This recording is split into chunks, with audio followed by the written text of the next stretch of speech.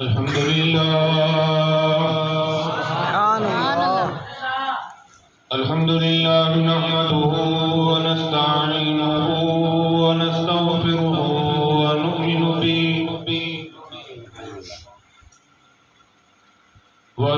به ونتوكل عليه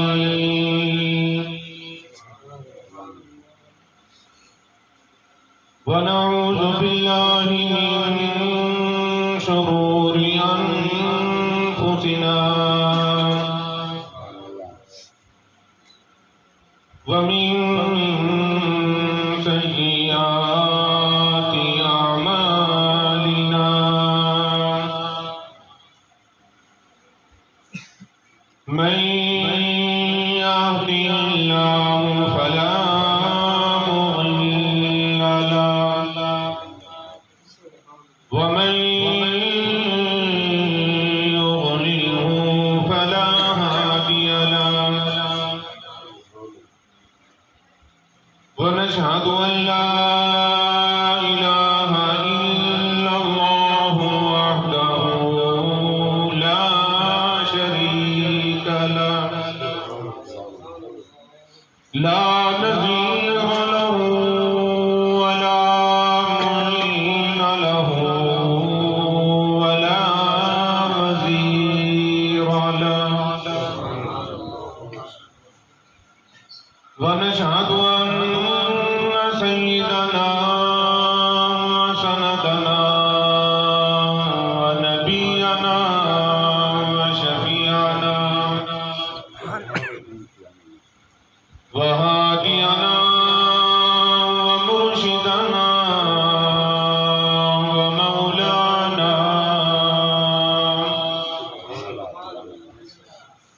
ومولانا محمدا عبده ورسوله أرسله بالحق بشيرا ونذيرا صلى الله تعالى عليه وعلى آله وأصحابه وأزواجه وذرياته وبارك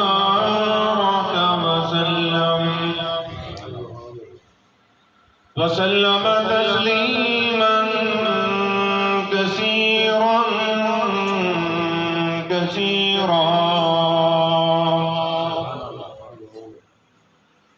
أما بعد فأعوذ بالله السميع العليم من الشيطان الرجيم بسم الله الرحمن الرحيم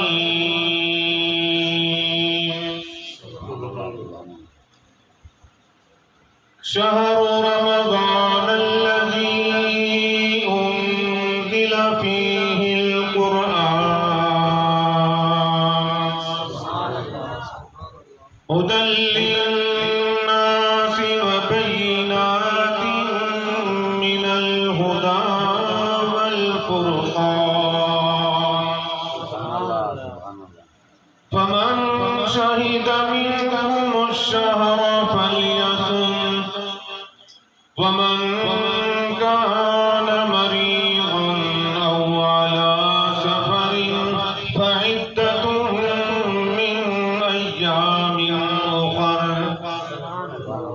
يريد الله بكم اليسر ولا يريد بكم العسر ولتكملوا العدة ولتكبروا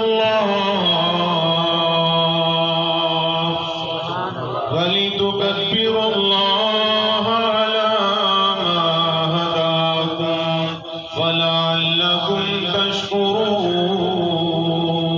تشكرون. قال النبي صلى الله تعالى عليه وسلم من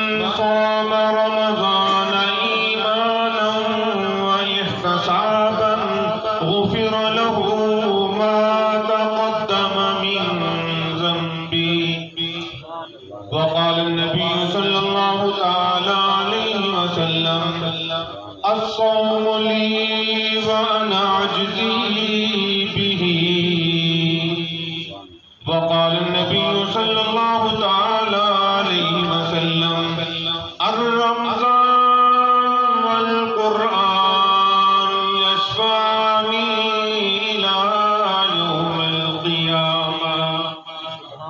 صدق الله مولانا العلي العظيم وصدق رسوله النبي الكريم ونحن على ذلك لمن الشاهدين والشاكرين والحمد لله رب العالمين.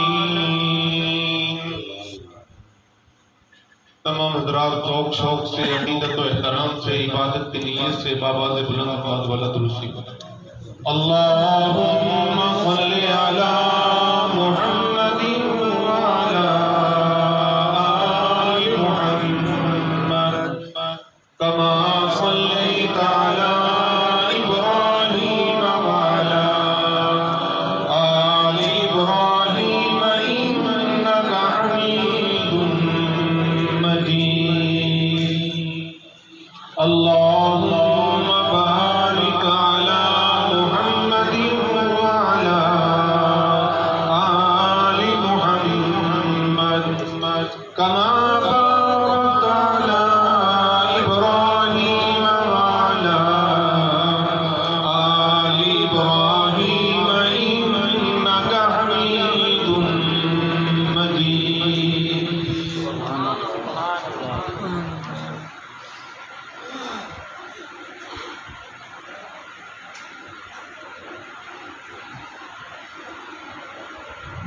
قابل قدر واجب الاحترام معزز حاضرین بزرگوں عزیز ساتھیوں علاقہ کی ممتاز شخصیت اور نامور قداور شخصیت میرے محترم برادرم رانا سجاد صاحب اور ان کے ساتھ محمد صادق بلوچ اور ان کی تمام ٹیم کے دوست احباب اللہ تعالیٰ سب دوستوں کی حاضری اپنی بارگاہ میں قبول و منظور فرمائے. مالک ارض و السماوات اس تقریب کی برکت سے ہم سب کی نجات اور مغفرت کے فیصلے فرمائے.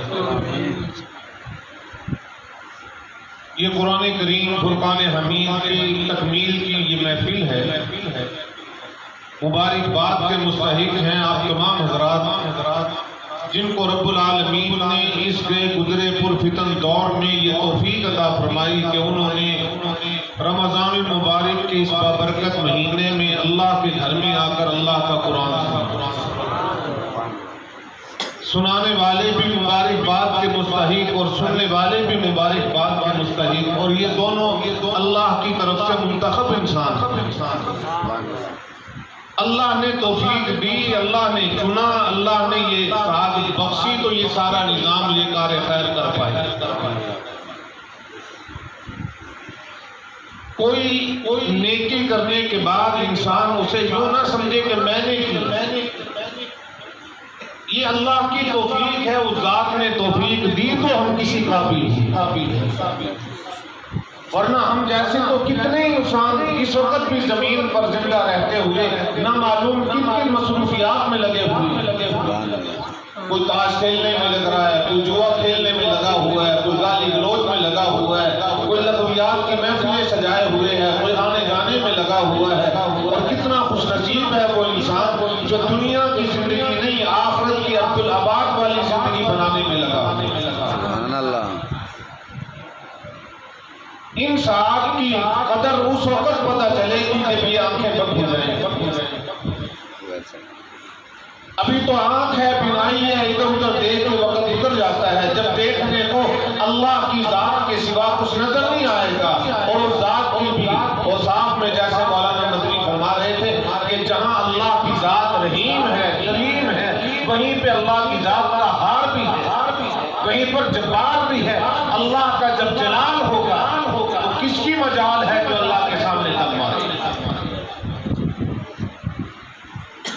روایات میں آتا ہے کہ میدان محشر جب برپا ہوگا, قیامت کا میدان جب لگے گا, سیدنا آدم صفی اللہ سے لے کر امام الانبیاء محبوب کبریا حضرت محمد مصطفیٰ صلی اللہ علیہ وسلم سمیت کم و بیش 1,24,000 انبیاء جمع ہوئی، تمام نبیوں کی تمام امتیں جمع ہوئی، بڑے بڑے اولیاء اطہیاء جمع ہوں گے، بڑے بڑے ذکر و اذکار کرنے والے ہوں گے، لیکن اس وقت اللہ کی ذات جلال میں ہوگی۔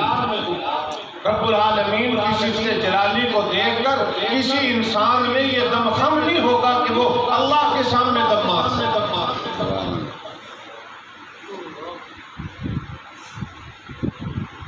ہر انسان نفسا نفسی کے عالم میں ہوگا۔ 1000 برس کی زندگی گزارنے والا بھی یوں سمجھے گا کہ میں دنیا میں گیا ہی کچھ لمحات کے لیے، اور کیوں نہ کہے قیامت کا دن جس کے بارے میں فرمایا گیا کہ وہ ایک دن 50,000 برس کا ہوگا، خود اندازہ کر کہ جب وہ ایک دن 50,000 برس کا ہے تو دنیا کی 50,000 برس کی زندگی کس کو ملی ہے کہ جو اس ایک دن کا مقابلہ کر سکتا۔ سارے انبیاء علیہ السلام موجود ہیں، امتیں ماری ماری پھر رہی ہیں، پریشان ہو رہی ہیں،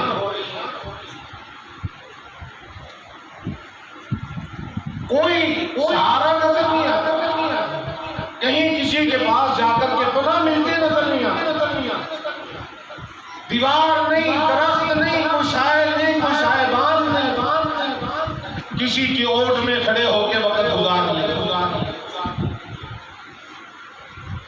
امت سیدنا ابراہیم علیہ السلام کے پاس جا کے عرض کرتی ہیں، اے ابراہیم، آپ کو خلیل الرحمن ہونے کا شرف حاصل ہے، آپ اللہ کے دوست ہیں، اللہ کے قریب ہیں۔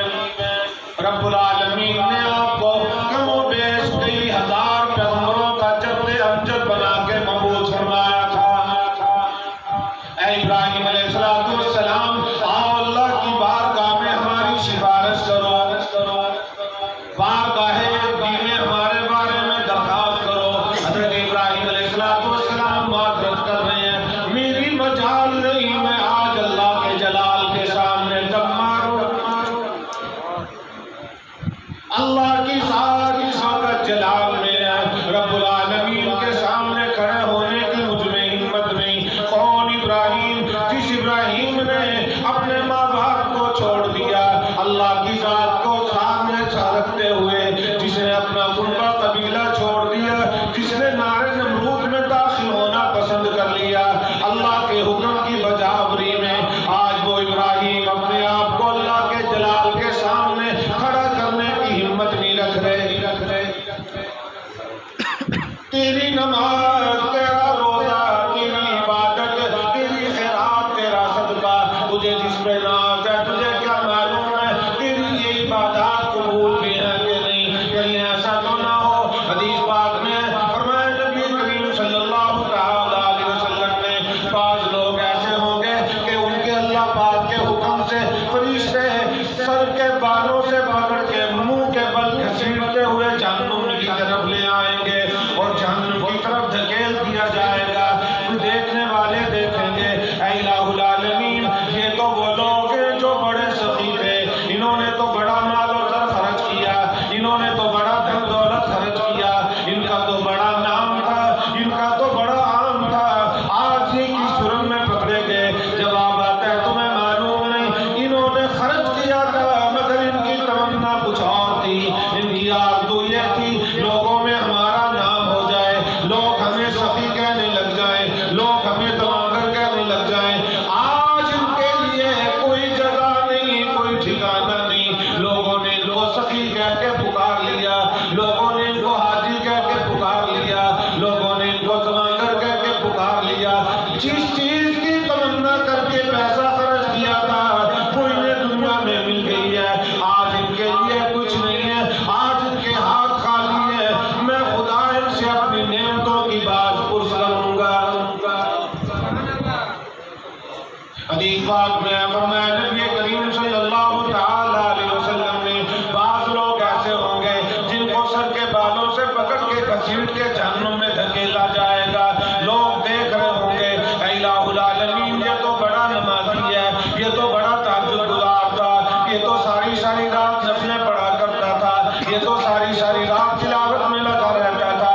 جواب آئے گا تمہیں معلوم نہیں میں رب ہوں, میں دلوں کے راز سے واقف ہوں, میں جانتا ہوں ان کی نمازوں کی حیثیت کیا تھی.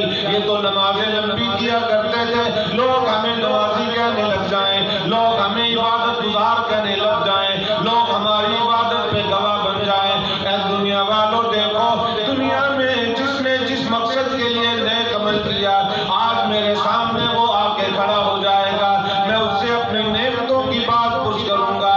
آج ان کو ان کے کیے کی جزا سزا میرے سامنے دی جائے گی.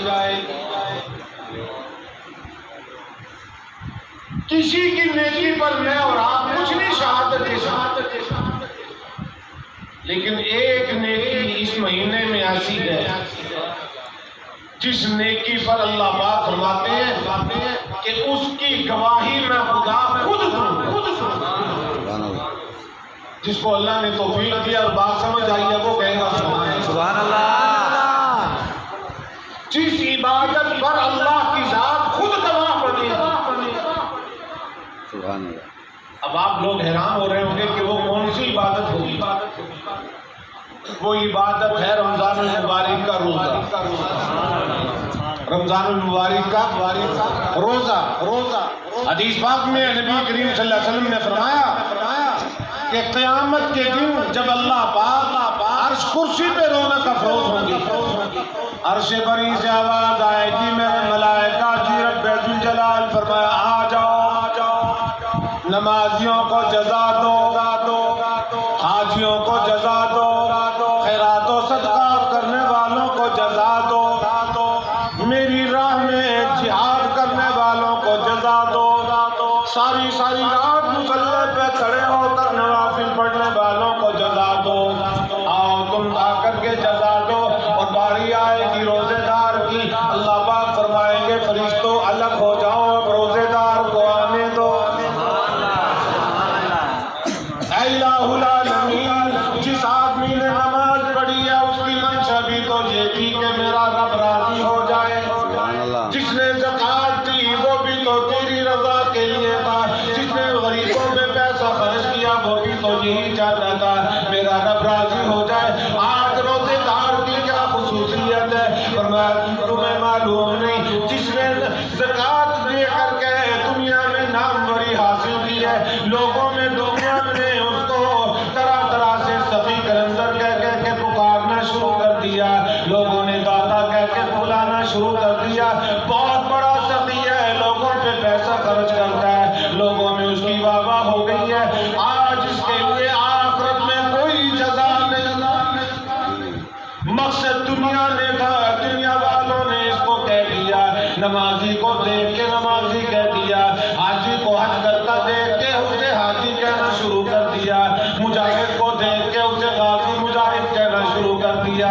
روزہ وہ عبادت ہے جو میرے اور میرے بندے کے درمیان راز ہے, میں جانتا ہوں یا روزے دار جانتا ہے. آج روزے دار کو جزا میں خدا خود دوں گا. سبحان اللہ. گھر سے کھانا کھا کے چلا ہے, بیوی نے کھانا بنا کے دے دیا, بیٹی نے کھانا بنا کے دے دیا, گھر والوں نے کھانا تیار کر کے دے دیا, مگر قسم کھا کے کوئی نہیں کہہ سکتا میرے ابا کا روزہ ہے, میرے بھائی کا روزہ ہے, میرے خامد کا روزہ ہے. کیوں؟ اس لیے کیا معلوم ہے ادھر روزہ رکھ کے گھر سے باہر نکلا ہے, نہ معلوم کوئی آگا لاحق ہو گیا ہو, کوئی پریشانی بن گئی ہو, روزہ چھوڑ دیا ہو. اللہ پاک فرماتے ہیں روزے پہ میرے سوا گواہ کوئی نہیں, اس لیے جزا بھی میں خدا خود دوں گا.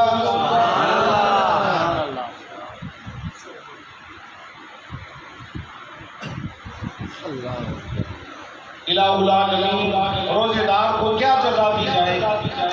جنت تو نمازی کو بھی ملے گی, جنت تو حاجی کو بھی ملے گی, جنت تو خیرات و صدقات کرنے والے کو بھی ملے گی. روزے دار کی کیا خصوصیت ہے؟ اب آپ بھی ذرا غور کرو, سوچو.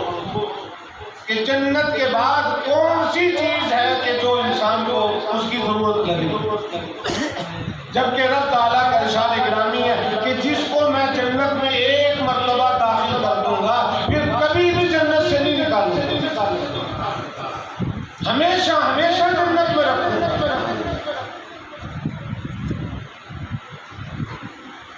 فرشتے عرض کرتے ہیں الہ العالمین،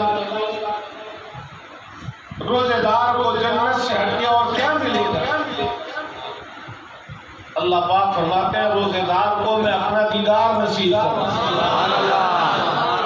روزے دار نے میری ذات کو بن دیکھے مجھ پر ایمان لاتے ہوئے خود کو بھوکا پیاسا رکھا، آج اس کو میں اپنا دیدار نصیب کروں گا۔ جس کو اللہ کا دیدار نصیب ہوگا، تصورات کی دنیا میں گم ہو کے سوچو اس کی کیا شان ہوگی، کیا عظمت ہوگی اس سے۔ اور یہ قرآن کریم جو آپ حضرات نے سنا اور قاری صاحب نے سنایا، یہ اللہ کا ہم پر انعام ہے۔ اسی رمضان کے مہینے میں، یعنی اس سے مراد رمضان المبارک کے مہینے میں ہی اللہ نے یہ قرآن کریم نازل کیا۔ اور قرآن کریم کو سب سے پہلے محبوب کبریا حضرت محمد مصطفیٰ صلی اللہ تعالی علیہ وسلم کی ذات اقدس پہ نازل ہونے کے بعد حضرات صحابہ کرام نے پڑھا۔ کیا شان ہے اس جماعت کی، سبحان اللہ سبحان اللہ۔ آج ہر استاد کو اپنے شاگردوں پہ مان ہوتا ہے، ہر استاد کو اپنے تلامذہ پہ فخر ہوتا ہے، میری کلاس میں اتنے طالب علم ہیں، میرے کلاس میں ایسے لڑکے ہیں، میری کلاس کے ایسے طالب علم ہیں۔ وہ طالب علم کتنی شان والے ہوں گے جن کے استاد محمد عربی صلی اللہ تعالی علیہ وسلم۔ سبحان اللہ سبحان اللہ۔ ایک انصاری صحابی ہیں سبقت رضی اللہ تعالی، مدینہ طیبہ میں حضور اقدس صلی اللہ علیہ وسلم نے ابھی ہجرت نہیں فرمائی، آقا نامدار صلی اللہ علیہ وسلم مکہ معظمہ میں۔ اللہ ہم سب کو مکہ مدینہ دکھا، آمین۔ یا اللہ جنہوں نے بلند آواز سے آمین کہا سب کو جلدی سے بلا، آمین۔ الہ العالمین تیری شان کبریائی سے کوئی بعید نہیں، تو کرم فرمائے تو تجھ سے پوچھنے والا ہو۔ الہی ہم گناہگار صحیح پر تیری ذات تو رہی۔ نبی کریم صلی اللہ علیہ وسلم مکہ معظمہ میں ہے، سبحان اللہ۔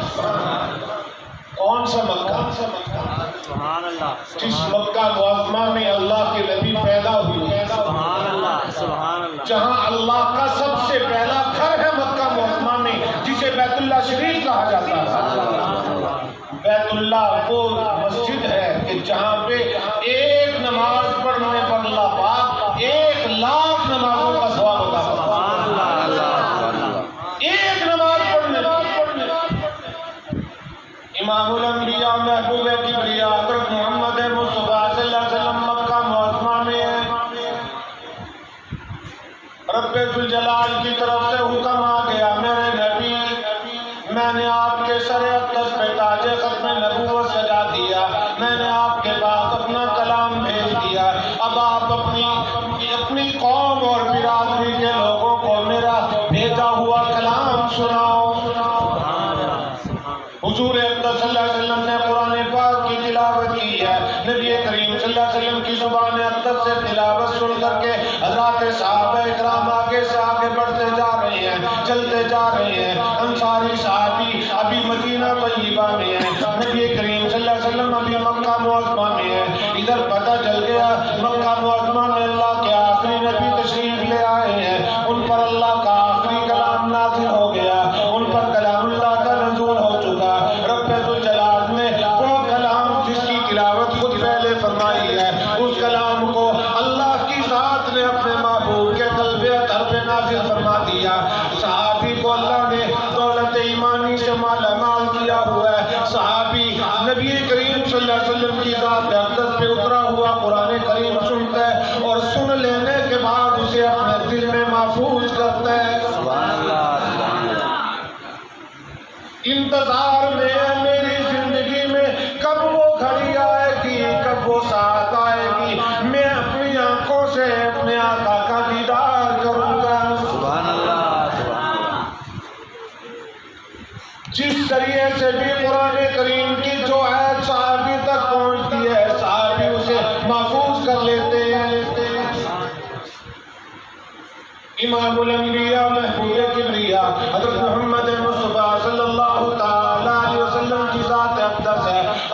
اللہ کا حکم آ گیا میرے نبی مکے والوں نے آپ کی ناقدری کی ہے، مکے والے آپ پہ ظلم کے پہاڑ توڑ رہے ہیں، مکے والے آپ کے ساتھ اور آپ کے ساتھیوں کے ساتھ زیادتی کر رہے ہیں، میرا حکم ہے مکہ چھوڑ کے مدینہ طیبہ میں تشریف لے جاؤ۔ مانگ لیا کر، تیرے میرے مانگنے میں دیر ہے، اس کے دینے میں دیر ہے، مت سمجھا کر کے میرے پاس اسباب نہیں، وہ مسبب الاسباب ذات ہے، بلانے کا فیصلہ کرے تو انتظام خود ہی کر دیا کرتا۔ انصاری صحابی تڑپ لیے بیٹھے ہیں مدینہ طیبہ میں، اور نبی پاک مکہ معظمہ میں ہے، اللہ کی طرف سے حکم آ گیا میرے محبوب مکہ چھوڑو اور مدینہ طیبہ چلو۔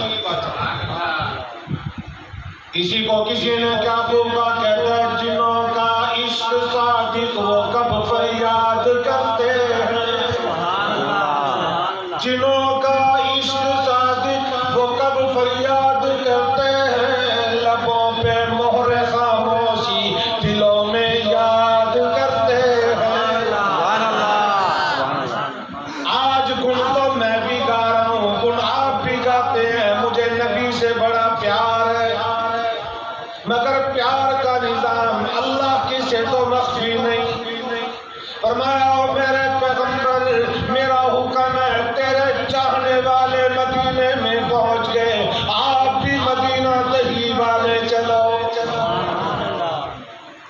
حضور اقدس صلی اللہ علیہ وسلم مدینہ طیبہ کی طرف روانگی کے لیے تیار ہیں، بیت اللہ شریف کے سامنے کھڑے ہیں، ادھر لوگوں تصورات کی دنیا میں گم ہو کے سوچو وہ کیا وقت ہوگا، کیا نظارہ ہوگا، کیا منظر ہوگا جب اللہ کے آخری نبی بیت اللہ کے سامنے کھڑے ہوں گے، حجر اسود کے سامنے ٹکٹکی لگائے کھڑے ہوں گے، اور بیت اللہ کو دیکھ کے عرض کر رہے ہیں اے بیت اللہ تجھے چھوڑنے کو دل تو نہیں چاہتا، ساری دنیا تیری طرف کھنچ کے آنے کو تڑپتی ہے، میں تیرا یہ در چھوڑ کے اس لیے جا رہا ہوں، کافی لوگ مجھے یہاں رہنے نہیں دیتے، میرا دل تو نہیں چاہتا کہ بیت اللہ چھوڑ۔ ایک نماز پڑھنے پر لاکھ نمازوں کا ثواب ہے، لیکن اللہ کا حکم آ گیا میرے محبوب اب آپ مکہ چھوڑو، چلو مدینہ طیبہ۔ کیوں؟ اللہ کی ذات تو دلوں کے راز سے واقعی، وہ دیکھ رہا ہے کہ دل تڑپ رہے ہیں تیری یاد میں مدینے والوں۔ نبی کریم صلی اللہ علیہ وسلم مدینہ طیبہ میں تشریف لائے، جن کو سمجھ آئی ہے وہ کہیں گے سبحان اللہ، سبحان اللہ، اور عقیدہ بنا کے جا۔ نبی پاک صلی اللہ علیہ وسلم جب مکے میں تھے تو مدینے میں نہیں، جب مدینے میں ہے تو مکے میں۔ مدینہ طیبہ میں سرکار تشریف لے گئے، انصاری صحابی تڑپ رہا ہے نبی کے دیدار میں۔ جب پتا چلا کہ آقا تشریف لے آئے، کلمہ گو مسلمان بیٹھے ہو، ذرا تصورات کی دنیا میں گم ہو کے سوچو کہ جب دیوانے کو پتا چلا ہوگا کہ شمع آ رہی ہے، پروانے کو پتا چلا ہوگا کہ اللہ کا نور آ رہا ہے، تو اس وقت اس کے کیا کیفیت ہے؟ یہ کوئی میری اور آپ کی محبت تھوڑی تھی صحابہ کی۔ انصاری صحابی تڑپ تڑپ کے وقت گزارتا ہے، اطلاع مل گئی کہ آقا آ گئے، سبحان اللہ، سبحان اللہ، گھر چھوڑا، علاقہ چھوڑا، قربہ قبیلہ چھوڑا، اور سرکار دو عالم صلی اللہ علیہ وسلم کے قدموں میں جا کے بیٹھ گئے۔ میرے آقا یہ پیاس کی نظریں انتظار میں تھی اس رخ مصطفیٰ کے درشن۔ آج اللہ نے مجھے یہ گھڑی نصیب فرما دی، میں نے آپ کا دیدار کر دیا۔ حضور اقدس صلی اللہ علیہ وسلم نے جب صحابی کی طرف دیکھا، آپ ذرا اگر تصورات کی دنیا میں گم ہو کے سوچو کہ کیا منظر ہوگا کہ جب آقا نامدار اپنے دیوانے کو دیکھا ہے محبوب کبریا۔ امام امام الانبیاء حضرت محمد مصطفیٰ صلی اللہ علیہ وسلم نے اس انصاری صحابی کے چہرے کو دیکھتے ہی فرما دیا کہ تم میرے پاس آ جاؤ. اپنے قریب بٹھا لیا اور قریب بٹھانے کے بعد اللہ کا قرآن سنانا شروع کر دیا. قرآن کریم کی تلاوت فرما رہے ہیں. تلاوت کرنے والی ذات ہے محمد عربی صلی اللہ علیہ وسلم کی, اور تلاوت سننے والا صحابی ہے محمد عربی صلی اللہ علیہ وسلم کا. آج ہمیں بھی قرآن سننے میں بڑا مزہ آتا ہے. ہم بھی کہتے ہیں کہ باغ باغ ہو جاتا ہے, قرآن کی تلاوت سے بڑا سرور ملتا ہے. مگر تصورات کی دنیا میں گم ہو کے سوچو اس وقت کیا نظارہ ہوگا, وہ کیا کیفیت ہوگی جب زبان ہوگی محمد عربی صلی اللہ علیہ وسلم کی, کان ہوگا محمد عربی کے دیوانے کا, پڑھنے والی ذات ہے میرے آقا محمد الرسول اللہ صلی اللہ تعالی علیہ وسلم کی. اور صحابی کو قریب بٹھا کے فرما دیا تم یہاں قریب میں بیٹھ کے مجھ سے قرآن سنو.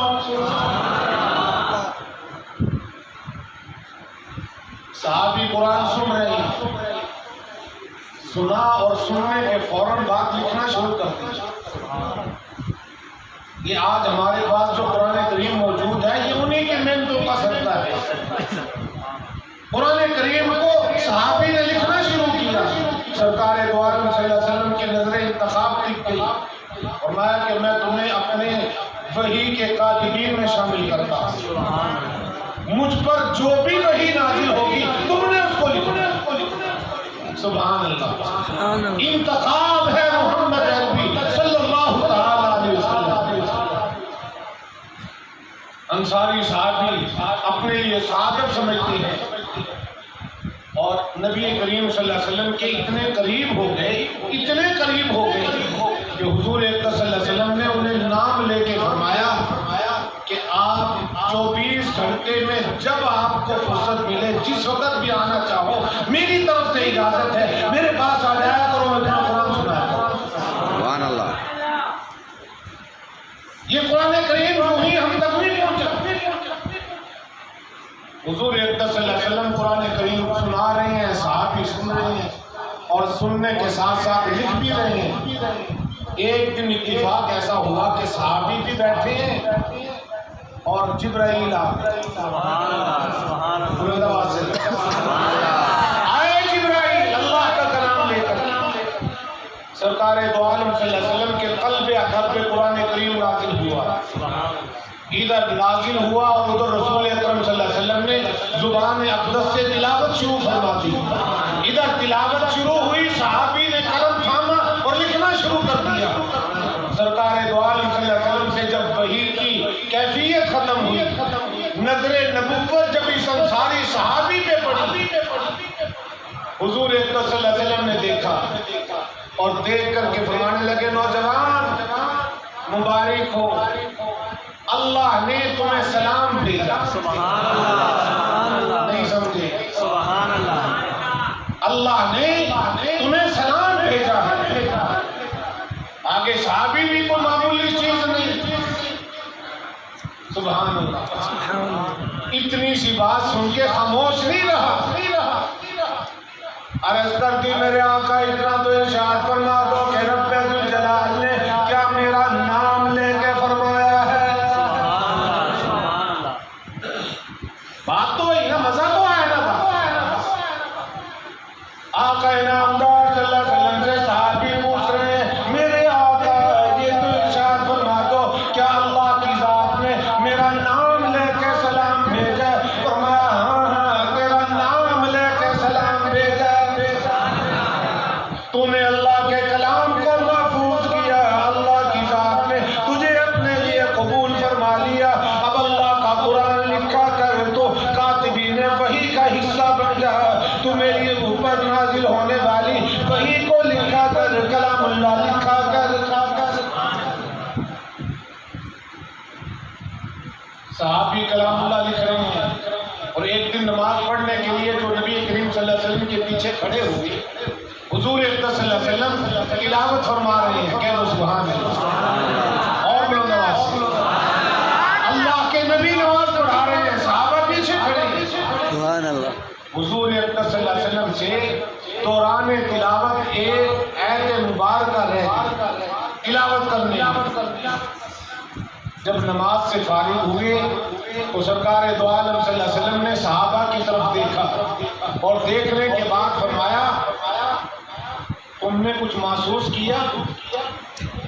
حضرات صحابہ اکرام خاموش رہے. یہ انصاری صحابی کہنے لگے یا رسول اللہ میں عرض کروں؟ آپ کی توجہ نہیں. عرض کیا کہ میں عرض کروں آپ کیا پوچھنا چاہتے ہیں؟ میرے آقا آپ نے قرآن کریم کی فلاں آیت مبارکہ تلاوت نہیں فرمائی. میں تو اس لیے خاموش رہا کہ کہیں وہ آیت آ کے ختم نہ کر دی گئی ہو, اس لیے آپ نے تلاوت مفقود فرما دی. حضور اکرم صلی اللہ علیہ وسلم نے فرمایا او میرے انصاری صحابی, مجھے تیرے بارے میں ہی یہ یقین تھا, مجھے تیرے بارے میں ہی یقین تھا کہ تو نے ضرور کان دھرا ہوگا, تو نے ضرور توجہ کی ہوگی. یقیناً میں بھول گیا ہوں اور اس بھولنے کی وجہ سے تمہیں بتلا رہا ہوں کہ تو نے مجھے یاد دلا کر کے میرے اس اللہ کے کلام کی حفاظت کا حق ادا کر. اس شکل میں اس قرآن کریم کو اللہ نے جمع فرمایا اور آج یہ قرآن یہاں ہم تک پہنچا. رمضان المبارک بھی ہے, قرآن پاک کی تکمیل کی محفل بھی ہے, اور اب آپ کو انشاءاللہ العزیز آخر میں قرآن کریم کی تلاوت سنا کر کے آپ کے دلوں کو باغ باغ کرنے کے لیے ہم نے مہمان بلوائے ہوئے ہیں. حضرت قاری صاحب یہ آپ کو تلاوت کلام اللہ بھی سنائیں گے, اور آپ رات سننے کے موڈ میں ہیں کہ نہیں؟ یہ تھکے اللہ تعالیٰ آپ حضرات کا بیٹھنا قبول و منظور فرمائے. اللہ تعالیٰ ہم سب کو دین حقہ کی سمجھ اس پر عمل کی توفیق عطا فرمائے. آپ